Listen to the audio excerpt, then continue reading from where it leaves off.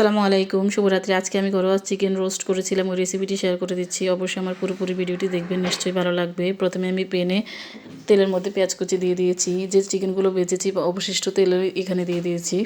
তারপর গরম মশলা দিয়ে নাড়িয়ে চাড়িয়ে পেঁয়াজের পেস্ট দিয়ে দিচ্ছি বাদাম আর কিচমিচ, কাঁচামরিচের পেস্ট দিয়ে দিচ্ছি, টক দই দিয়ে দিচ্ছি, গরম মশলা, রোস্টের মশলা, ঘরোয়া রোস্টের মশলা দিয়েছি এখানে ও আদা রসুন বাটাও দিয়েছি সামান্য।